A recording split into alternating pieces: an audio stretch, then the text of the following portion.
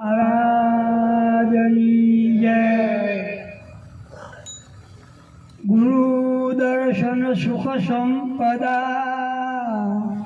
અને ગુરુ દર્શન નવેની ગુરુ દર્શન થકી પામીએ સકળ પદાર્થ સિદ્ધ।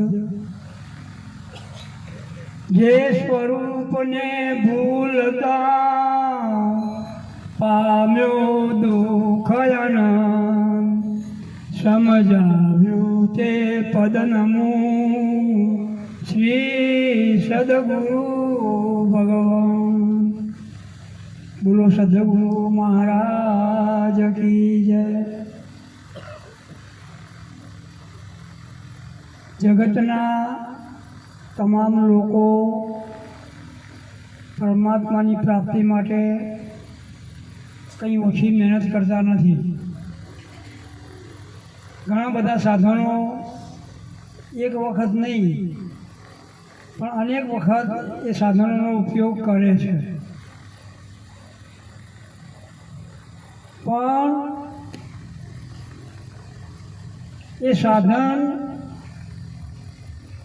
પોતાની પરમાત્માની પ્રાપ્તિ માટે કરતા નથી, પણ પોતાની અંદર પડેલી કંઈક કામનાઓ, વાસનાઓ, ઈચ્છાઓ ને પરિપૂર્ણ કરવા માટે પરમાત્માને સાધન માની અને એની પ્રાપ્તિ થાય એવા માટેના પ્રયત્નો એ કરતા હોય છે।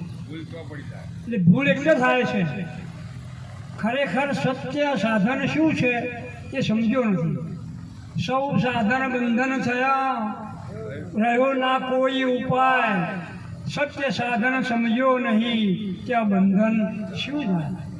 એટલે સાચું સાધન શું છે સમજ્યો નહીં અને પોતાના મતે હું બધું કરું છું, હું બધું જાણું છું, મને બધું આવડે છે એવા અહમભાવથી એ બધા સાધનો કરવા જાય છે, પણ કશું હાથમાં આવતું નથી। સત્ય સાધન એ છે કે કોઈક સંતના સાનિધ્યમાં જઈ સદગુરુની પ્રાપ્તિ કરી લઈ, એના વચને ચાલી, એના વચનોમાં વિશ્વાસ રાખી પરમ પ્રાપ્તિ જે થઈ છે એમાં શ્રદ્ધા જાળવી, એમાં જાળવી રાખી અને એને આપેલા જે વચનો છે વચનોને પાળીએ તો એ આપણને પ્રાપ્તિ થઈ શકે। પણ થયું છે શું કે વચનનું તો પાળતો ના હોય અને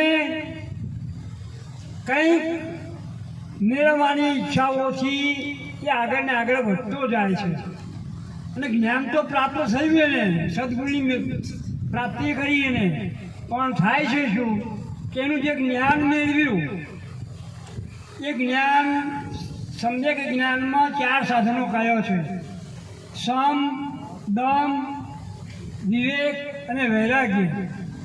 આ 4 સાધનોને સમજી અને જો જીવન વ્યવહારમાં અમલમાં મૂકીએ તો બધું આવી જાય।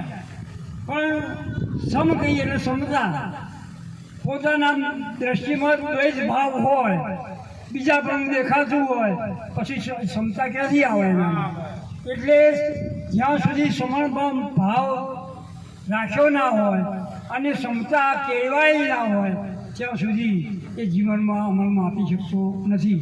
એટલે જે કરવાનું છે એ કરતા નથી અને બીજું કર્યા કરીએ છીએ, એટલે જે પ્રાપ્ત થવું જોઈએ એ થઈ શકતું નથી।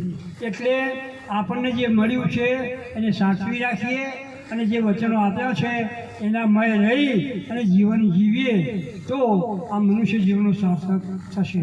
બોલો સદગુરુ મહારાજ કી જય।